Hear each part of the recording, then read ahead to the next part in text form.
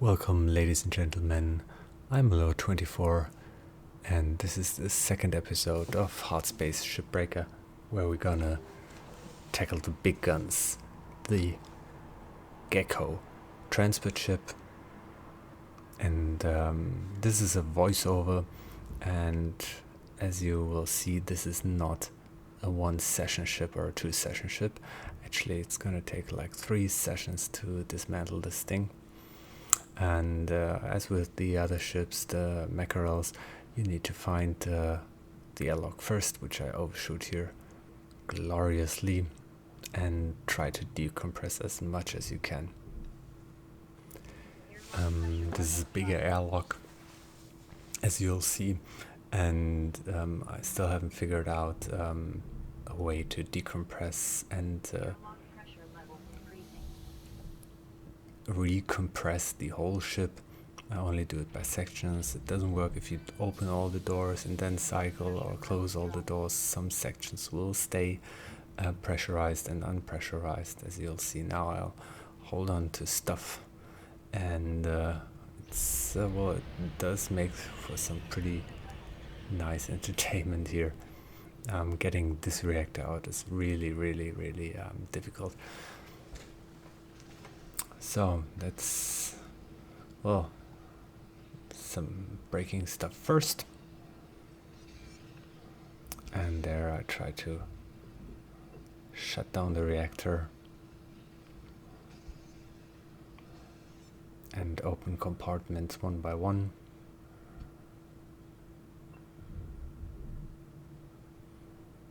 Some are pressurized, some are not.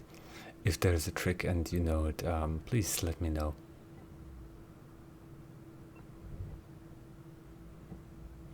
So there's the compartment that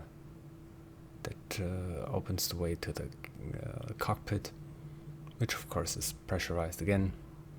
Airlock pressure levels dropping.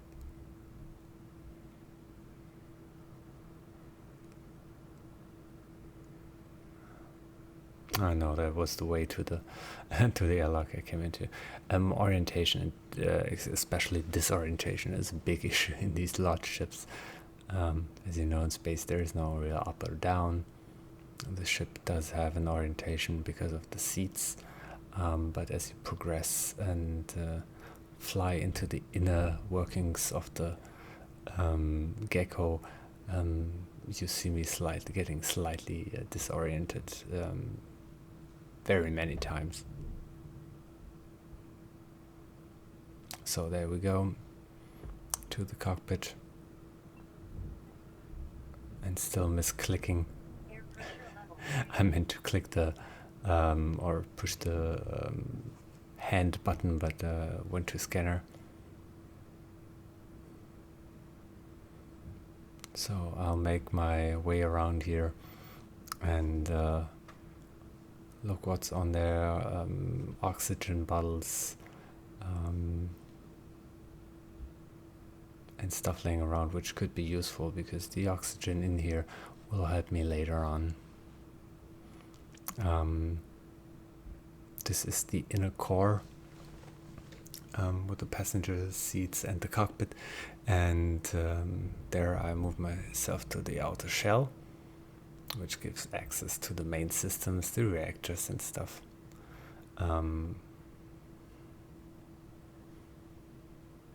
So there are a lot of cut points here to remove the hull plates, which makes it actually quite enjoyable to work with, because you get a lot of stuff done, but you can't take the reactor out just by sliding it down and removing a floor plate beforehand. It's quite difficult. I really suggest you try in free play mode first, to learn the workings, to flush the vents of the fuel pipes, for instance, and then after you shut down the cooling, after the latest update, you got a limited time until the reactor goes into meltdown, because logically it's not cooled. Here a panel goes offline for some reason.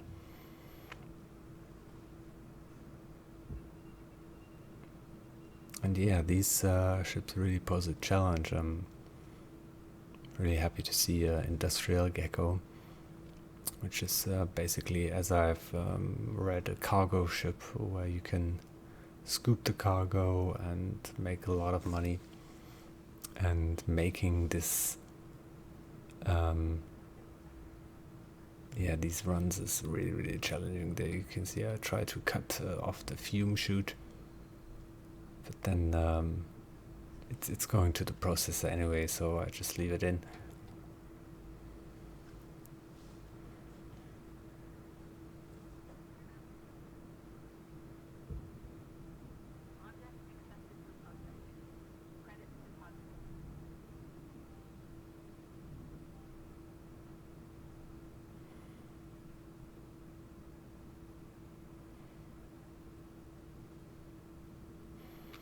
I try to find the right spot for the tether. You need to retether or get the upgrade, which comes at, I think the next upgrade for 25 tethers comes at level 8 as far as I know. Please correct me if I'm wrong. These are the waste disposal units, which have fuel lines running to them for some reason, which is gonna get really funny in a later part I'm gonna show you.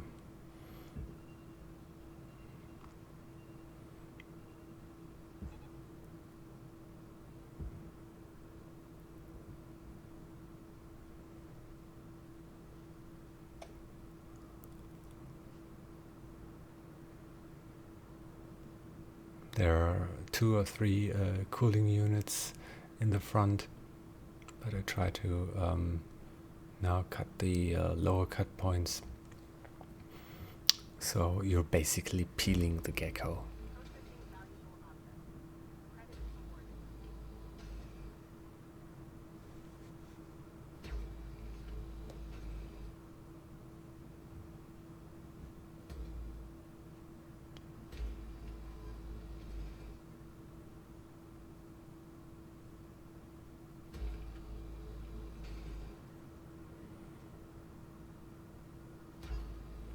These holding points are attached to a keel on the upper and lower side of the ship, which is also valuable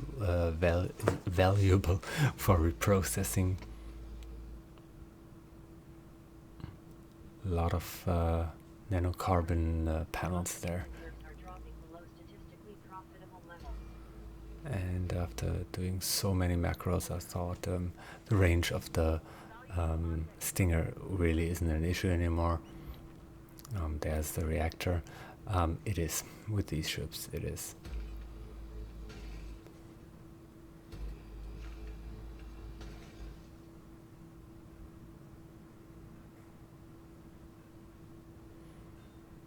So now as I'm hearing the oxygen warnings going off, I'm really damn disoriented.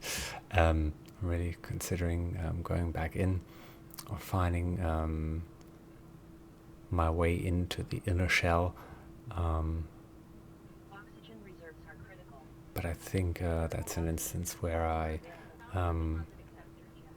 really try to get to the terminal, because these few thousands are not worth dying for. In a later part, I die a lot, and I thought a playthrough without dying wouldn't be such an issue, but it really is with these big ships.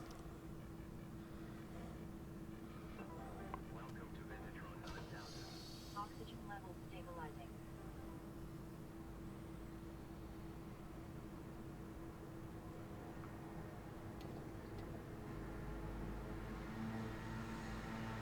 Another method I've tried is at the front you can see the small window, is trying to depressurize the cockpit, but for some reason the cockpit is the outer shell, there's still some oxygen in there, and it doesn't work that easy. So you try to cut off a panel which I was so sure I got off, but it's stuck for some reason.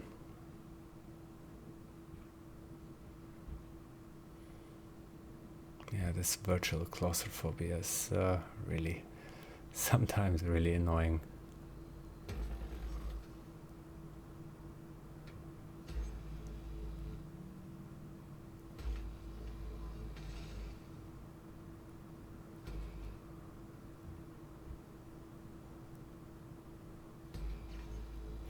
And in this first run, the first 15 minutes, I'm really concerned without breaking too much stuff, getting all the panels I can off.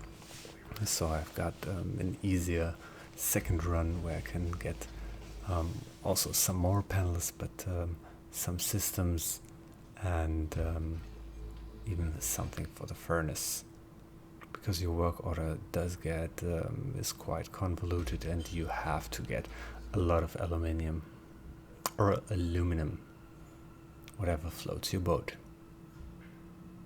And as I said, a lot of cut points.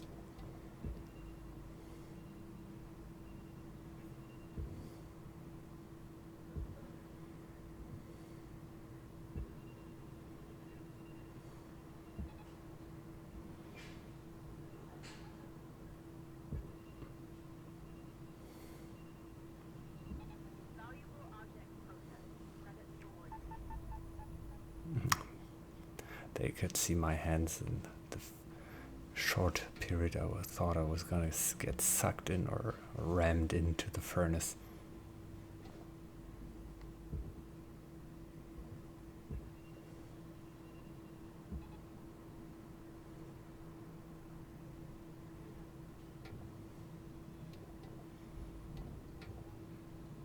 So more cutting is required.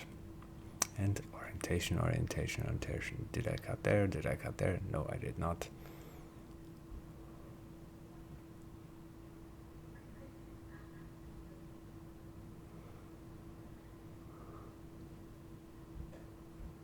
I'm really trying to get all the panels loose to easily tether them into the processor, which is of course named after the inventor of the furnace, Mr. Processor. That was a bad tethering. And I just wasted 2 good tethers. Days you have to retether these 2.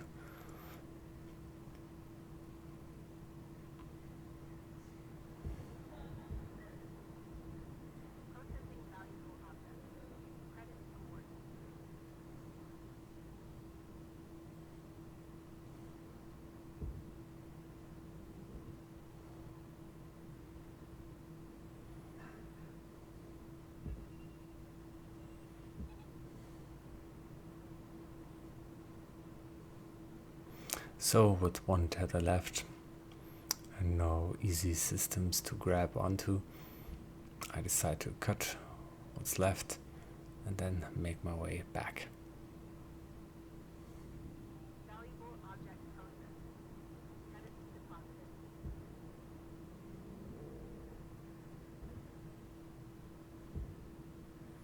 It's really about maximizing your time. You can see me a lot of times in these early parts funneling around and flying around and getting into a better position, which is not great for efficiency, but this is I think my first try in career mode to disassembling a gecko, and I really was trying to make like ends meet, and I was really sure I was in the minus.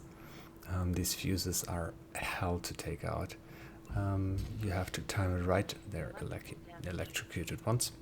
You have to take them out when the 3 bars are red, but when you do, the time you really need another second to remove them, and there, I made it.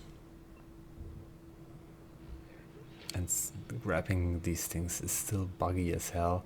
One of the few bugs I encountered is grabbing onto a fuse that's flying around sends you swirling onto the next object with immense speeds. Okay, there, check out, okay, computer terminals, that's a wall behind the cockpit. Or the entrance room to the cockpit, to be precise. Okay, 20 seconds left. All that's left is now cut stuff, and the rest will be seen in the next episode. And well, let's check out how much money we can make by just, well, essentially peeling a small part of this giant ship. And here I was surprised. We made about 500 something plus, and we didn't die. We were close to it. So this is it for this episode. See you in the next one. I'm Alo24. Don't forget to like and subscribe, and see you soon.